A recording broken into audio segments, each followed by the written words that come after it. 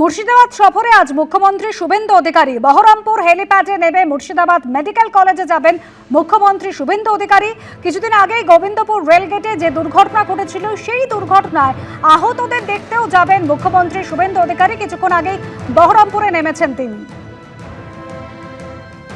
সরাসরি আপনাদের দুর্ঘটনাস্থলে নিয়ে যাই, যেখানে মুখ্যমন্ত্রী শুভেন্দু অধিকারী পৌঁছানোর কথা। আমাদের প্রতিনিধি শিবাশিস মৌলিক রয়েছেন আমাদের সঙ্গে।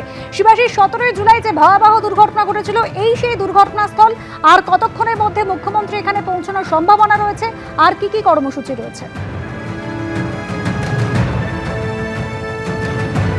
দেখো, শুরুতে তোমায় বলে রাখি যে গত 17 জুলাই অর্থাৎ শুক্রবার যে রেল গেটের কারণে যে দুর্ঘটনা ঘটেছিল, আমি সেই দুর্ঘটনাস্থলে দাঁড়িয়ে রয়েছি। আমার ক্যামেরা প্রতিনিধি দীপ্তেন্দুকে একবার ছবিটা দেখাতে বলবো। এখন যেরকম রেলগেট খোলা রয়েছে ঠিক সেরকমই কিন্তু সেদিন যে ঘটনা ঘটেছিল শুক্রবার সকালবেলা আনুমানিক 6:30টার আশেপাশে স্কুলে যাচ্ছিলেন পড়ুয়ারা, এবং সেই সময় কিন্তু ট্রেন আসে এবং রেলগেটের একটা অংশ খোলা থাকে।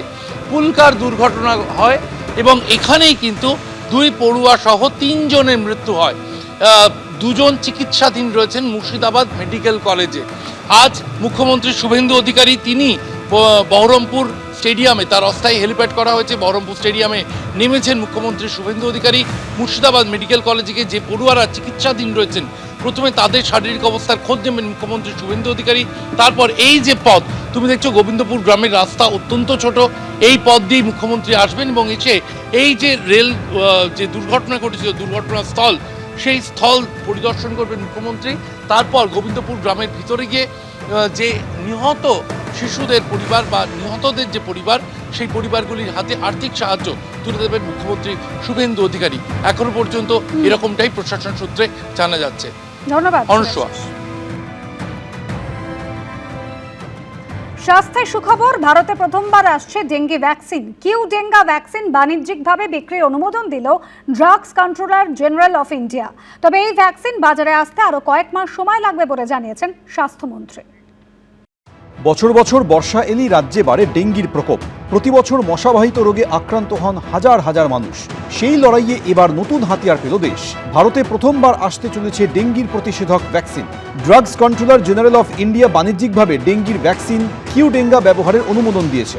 জাপানের তাকেদা বায়োফার্মাসিউটিক্যালসের তৈরি এই ভ্যাকসিন 4 থেকে 60 বছর বয়সীদের দেওয়া যাবে।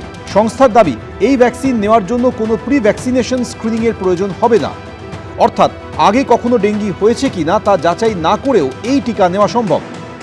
এটা ঠিক যে একবার দুবার ডেঙ্গু হয়ে গেলে মানুষ ডেঙ্গু ইমিউন হয়ে যায়, তো সেটা যদি আমি আর্টিফিশিয়ালি একটা ইনফেকশনের মতন করে দিতে পারি, তাহলে আমি ভীষণভাবেই আশাবাদী যে ডেঙ্গুটা প্রিভেন্ট করা যাবে।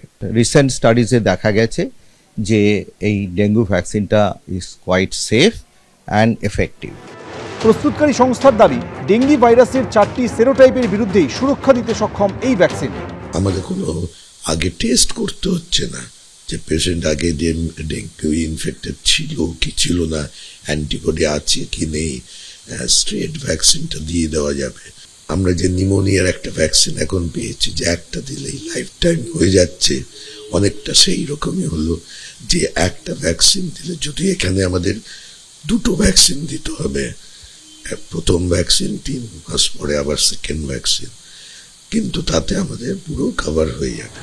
ইতিমধ্যেই সুইজারল্যান্ড, ইন্দোনেশিয়া, মালয়েশিয়া সহ 43টি দেশ অনুমোদন পেয়েছে কিউডেঙ্গার। 8টির বেশি দেশে অন্তত 28,000 মানুষের ওপর চালানো হয় ক্লিনিক্যাল ট্রায়াল। ভারতে সফলভাবে ফেজ 3 ট্রায়ালও সম্পন্ন হয়েছে। কিউডেং ভ্যাকসিন ডিসিজিআই করেছি, 2টি ডোজ লাগবে 3 মাসের অন্তর। আমরা স্বাস্থ্য মন্ত্রণালয় থেকে কথাবার্তা শুরু করব। ডেঙ্গির ভ্যাকসিন নিয়ে আলোচনা হবে, কিন্তু এটা জানুয়ারি-ফেব্রুয়ারি মাসের আগে পাবেন না আপনারা, তো সেই সময় আমরা করব। এই ডেঙ্গি সিজনটা আমরা পুরনোভাবেই পালন করতে হবে আর কি। চলতি বছর 30শে এপ্রিল পর্যন্ত এরাজ্যে ডেঙ্গি আক্রান্ত হয়েছেন 770 জন। বর্ষার মৌসুমে ডেঙ্গি এবং অন্যান্য ভেক্টরবাহিত রোগের সংক্রমণ রুখতে তৎপর প্রশাসন। মঙ্গলবার স্বাস্থ্য সচিব, স্বাস্থ্য শিক্ষা অধিকর্তা সহ সংশ্লিষ্ট দপ্তরগুলির সঙ্গে বৈঠকে বসেন স্বাস্থ্যমন্ত্রী। সন্দীপ সরকার, ঝিলম করঞ্জাই, এবিপি আনন্দ, কলকাতা। 7ম পে কমিশন গঠন করল রাজ্য সরকার। জারি অর্থ দপ্তরের বিজ্ঞপ্তি, সরকারি কর্মীদের বেতন ভাতা দিয়ে পর্যালোচনা করবে পে কমিশন। সরকারি কর্মী, বোর্ড এবং কর্পোরেশনের কর্মচারীদের বেতন কাঠামো পর্যালোচনা করবে কমিশন। বর্তমান বেতন এবং ভাতা খতিয়ে দেখে প্রয়োজনীয় পরিবর্তনের সুপারিশ করবে কমিশন। কাজের সঙ্গে জীবনের ভারসাম্য উন্নত করার সুপারিশ করবে পে কমিশন, উল্লেখ রয়েছে বিজ্ঞপ্তিতে।